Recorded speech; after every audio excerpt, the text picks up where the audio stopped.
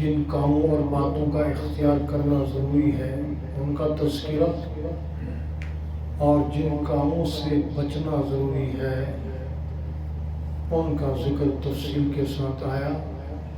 گویا کہ ایک اسلامی معاشرے کے بہترین اصول بیان کیے گئے، اور سورت کے آخر میں ایمان کا معیار اور کسوٹی بیان کی گئی کہ ایمان صرف زبانی دعوے اور جمع خرچ کا نام نہیں ہے، بلکہ ایمان دل کے پختہ یقین اور عمل کے ذریعے سے مسلمان ہونے کا ثبوت دینا ہے کہ جو اللہ اور رسول کے احکامات کو دل سے تسلیم کر کے اپنے جسم سے اس کا انکار کرتا ہے، اس کو دعوے کرنے کی قطعاً ضرورت نہیں ہے، عملی ثبوت کافی ہے، اور جس کے پاس عملی ثبوت نہیں ہے اس کو دعویٰ کرنے کی ضرورت نہیں۔ سورہ حجرات کی تکمیل کے بعد سورہ قاف شروع ہوتی ہے۔ سورہ قاف کے شروع کرنے سے پہلے برسبیل ایک اہم بات ذہن میں آئی، بتا دی جائے۔ وہ اہم بات کیا ہے کہ ہر مسلمان کی خواہش ہے، ہر مسلمان چاہتا ہے مجھے دونوں جہانوں کی کامیابی ملے، ایک ہے دنیا کی کامیابی، ایک ہے آخرت کی کامیابی۔ ناسمجھ انسان دنیا کی کامیابی کو کامیابی سمجھتا ہے، اور سمجھدار انسان دنیا کی زندگی جیسی تیسی گزرے، آخرت کی کامیابی کا طالب ہوتا ہے، اور آخرت کی کامیابی کا مدار خاتمہ بالخیر پر ہے۔ تو خاتمہ بالخیر کے بارے میں گزشتہ صدی کے مجدد اور حکیم الامت حضرت مولانا اشرف علی تھانوی رحمۃ اللہ علیہ نے حدیث کے حوالے سے خاتمہ بالخیر کے حصول کا ایک نسخہ بتایا ہے۔ وہ نسخہ آپ کو بتانا ہے تاکہ جو شخص یہ چاہتا ہو کہ میرا خاتمہ بالخیر ہو، وہ دیگر ان اعمال کے علاوہ اس عمل کو بھی اپنائے تاکہ خاتمہ بالخیر نصیب ہو۔ اصل چیز جو ہے وہ تو دنیا کی زندگی میں جیسے ایمان اور اعمال ہوں گے، جیسے سورہ حجرات میں تفصیل گزر چکی ہے، اس کے مطابق جس کی زندگی گزرے گی انشاءاللہ اس کا خاتمہ بالخیر ہی ہوگا۔ اور جیسے حضرت تھانوی رحمۃ اللہ علیہ کا قول کہ اللہ مرتے وقت کسی کا ایمان سلب نہیں کرتے،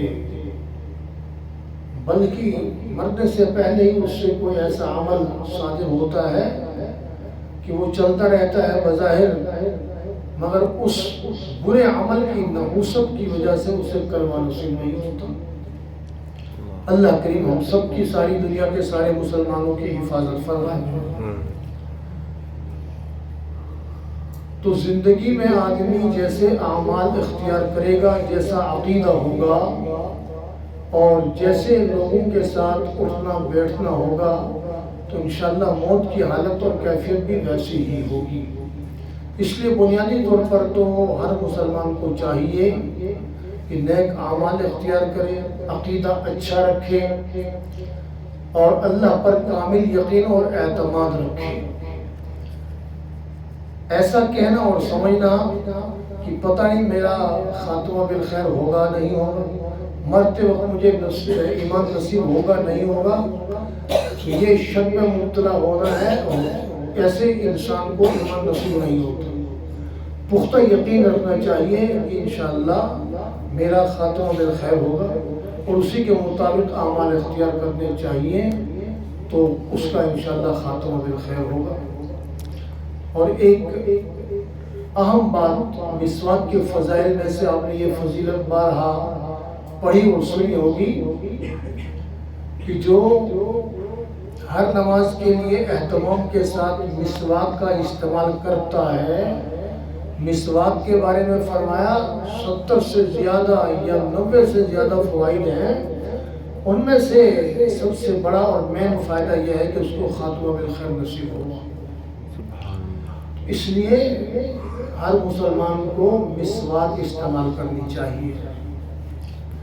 اب اس اہم بات کی طرف آتے ہیں کہ جس کے بارے میں حضرت تھانوی رحمۃ اللہ علیہ نے فرمایا، اہل مجلس میں سے کسی نے پوچھا کہ حضرت خاتمہ بالخیر کا کیا نسخہ ہے، کون سا عمل ہے بندہ جس کو اختیار کرے تو خاتمہ بالخیر نصیب ہو؟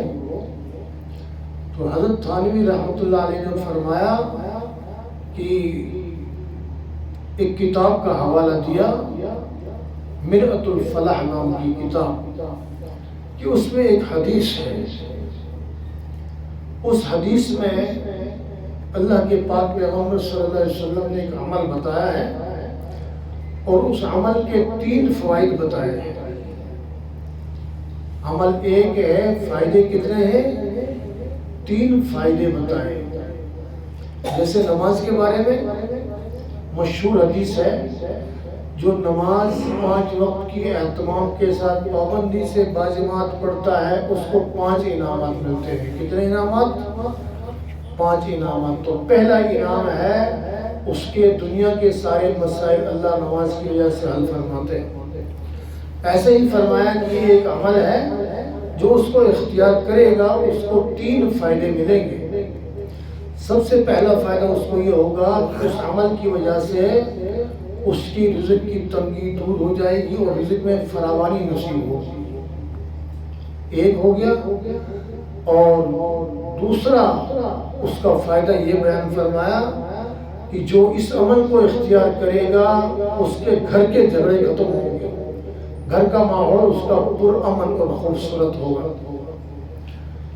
اور جو سب سے بڑا اور یہ اہم فائدہ ہے، یہ دونوں فائدے جو ہیں یہ دنیا سے متعلق ہے، رزق کا معاملہ دنیا سے ہے، خیر و برکت کا معاملہ دنیا سے تعلق رکھتا ہے، اور پرامن گھر کے ماحول کا تعلق بھی بولو کہاں سے ہے؟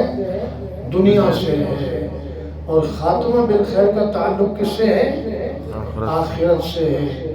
تیسرا اور اہم انعام اس کو یہ ملے گا، فائدہ اس کو پہنچے گا کہ اس کو خاتمہ بالخیر نصیب ہوگا۔ اب آپ کو تجسس ہوگا وہ عمل کیا ہے۔ وہ عمل نہ کوئی بہت بھاری ہے نہ اس پر بہت بڑا خرچہ ہے، کہ فرمایا فجر کی 2 رکعت سنتیں اپنے گھر میں پڑھ کر مسجد میں آیا کریں۔ سبحان، بات سمجھ میں آئی؟ فجر کی جو سنتیں ہیں، جو شخص فجر کی 2 سنتیں گھر میں پڑھ کر، گھر میں وضو کر کے 2 سنتیں اپنے گھر میں پڑھ کر مسجد میں آئے گا تو اس کو 3 انعامات ملیں گے۔ کتنے انعامات؟ پہلا انعام ہوگا رزق کی تنگی دور ہوگی، خیر و برکت نازل ہوگی۔ دوسرا انعام یہ ہوگا کہ گھر کے جھگڑے ختم ہوں گے، گھر کا ماحول پرامن اور خوبصورت ہوگا۔ اور تیسرا اور سب سے اہم اور سب سے بڑا انعام اس کو یہ ملے گا کہ اس کو خاتمہ بالخیر نصیب ہوگا۔ تو اس عمل کو اختیار کرنے کی کوشش کی جائے، اللہ کریم سمجھنے عمل کرنے کی توفیق عطا فرمائے۔ وآخر دعوانا الحمدللہ۔